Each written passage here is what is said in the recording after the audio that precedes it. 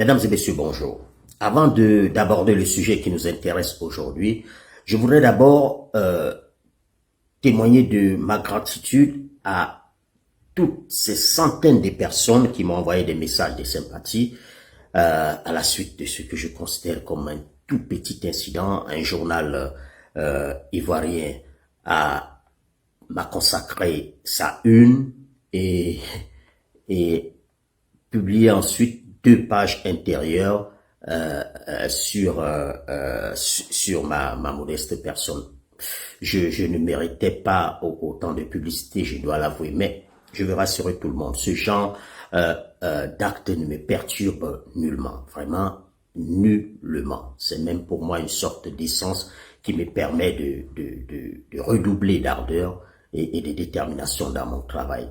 Je veux juste préciser pour ceux qui ne le savaient pas que le promoteur, le propriétaire du journal en question, monsieur Biamari Koulibaly, pour ne pas le citer, a été mis en cause dans une de mes investigations. C'est l'investigation sur le gros marché gazier qui a coûté son poste au directeur général de la Société nationale pétrolière de Côte d'Ivoire, la Petroci. Donc, ce monsieur a perdu à la suite de mon enquête et de mon article, il a perdu des promesses de centaines de milliards de francs CFA de marché. Donc, qu'il essaye de se venger de cette façon ne me perturbe pas du tout. Voilà, cela ne me perturbe pas du tout. Je veux juste préciser par ailleurs que très sincèrement, je ne cherche à plaire à personne, tout comme mon objectif n'est nullement de m'attirer des inimitiés. Je fais juste mon travail dans le respect des règles de ce métier et dans la crainte de Dieu, Allah subhanahu wa ta'ala, parce que j'ai beaucoup d'amour et j'ai beaucoup de crainte de Dieu, notre Créateur. Sinon, je sais ce que cette intégrité, cet acharnement à faire son travail dans les règles de l'art et dans toute l'honnêteté. Je sais ce que cela me coûte au quotidien en termes de menaces et de pressions diverses. Je suis par ailleurs parfaitement conscient de ce que le pire est sûrement encore à venir. Mais nous restons dans la confiance en notre Créateur. Ceci étant, je voudrais rapidement aborder la question du jour. La question du jour, c'est la fermeture des comptes bancaires de Nathalie Yamb, Kémy Séba et de l'autre Camerounais qui est professeur dans un lycée en France. Leurs comptes, effectivement, ont été fermés et c'est Nathalie Yamb elle-même qui l'annonce dans une vidéo publiée sur ces plateformes des réseaux sociaux. Et le compte a été fermé, selon elle, à la demande du GAFI. Le GAFI, c'est quoi? Le GAFI, c'est le groupe d'action financière internationale. C'est une sorte de super organisme mondial mis en place par l'ensemble des pays de la planète pour surveiller les différentes transactions financières et faire de sorte que les blanchiments de capitaux ne soient pas faciles et aussi surtout éviter que des fonds soient mis en mouvement pour financer le terrorisme. Donc c'est le GAFI qui a demandé aux différents États de fermer les comptes en Suisse de Nathalie Yamb, en France de Kémy Séba et de l'autre Camerounais. Vous comprendriez pour des raisons personnelles, je ne veux pas le citer énormément, mais tout le monde l'aura par ailleurs identifié. Donc, selon Nathalie Yamb, elle présente les choses naturellement. Vous savez comment sont ces manipulateurs. Elle présente donc les choses plutôt comme une sorte de cabale par soi-disant impérialisme mondial qui la combattrait pour ses convictions et ses prises de position politiques. Il n'en est rien. J'ai mené mon enquête, j'ai contacté le GAFI à travers mes différentes sources au sein de cet organisme. Et voilà ce qu'il en est. Le GAFI a fait fermer ses comptes de ces individus, notamment Nathalie Yam, Kémy Séba et l'autre Camerounais, parce que ces comptes-là recevaient des fonds dont on n'arrivait pas à tracer et à expliquer les origines.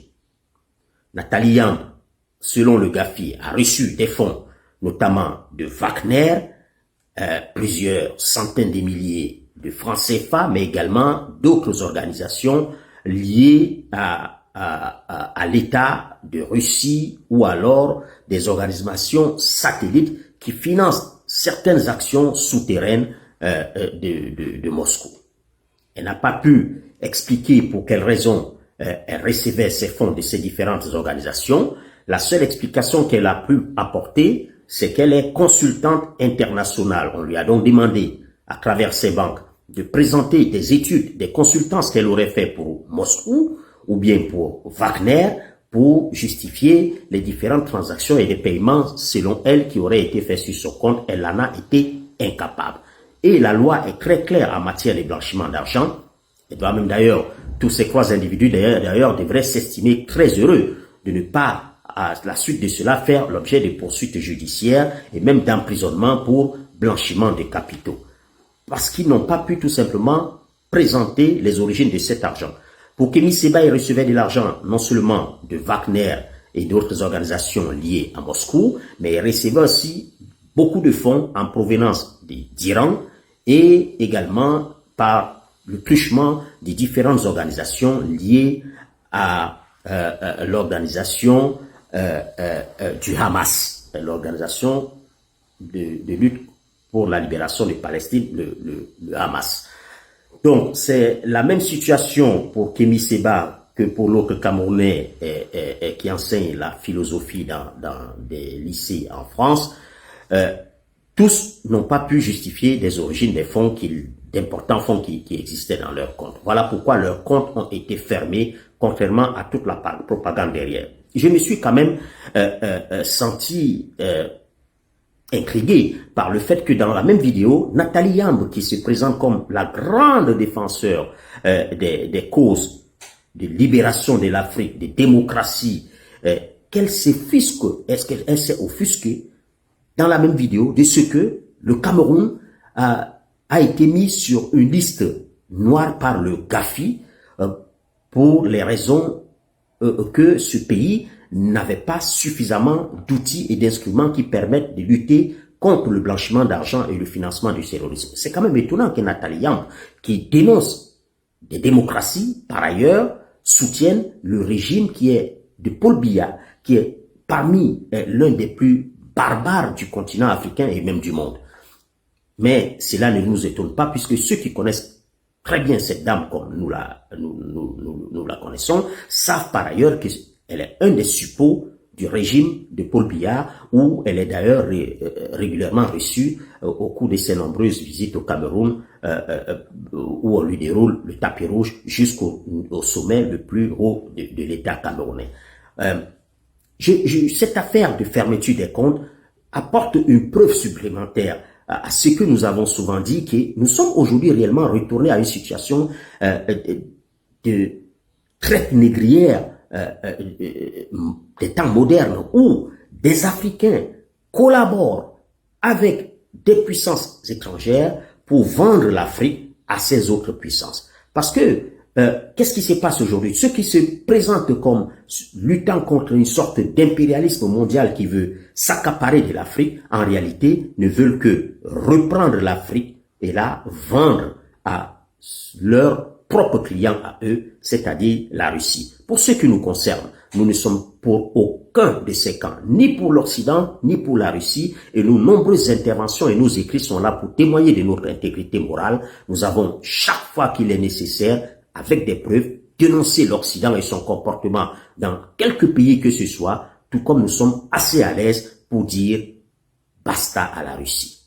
Voilà ce que je voulais partager avec vous. Restons concentrés parce que désormais la lutte aujourd'hui sur le terrain de l'opinion oppose désormais ceux qui veulent, plutôt que l'Afrique change de colonisateur, contre ceux qui sont réellement comme nous pour l'affranchissement de l'Afrique de toute forme de colonialisme ou encore de néocolonialisme. Restons concentrés Et je vous reviens très très vite avec de nouvelles informations et des renseignements toujours parfaitement recoupés. À bientôt, Inch'Allah.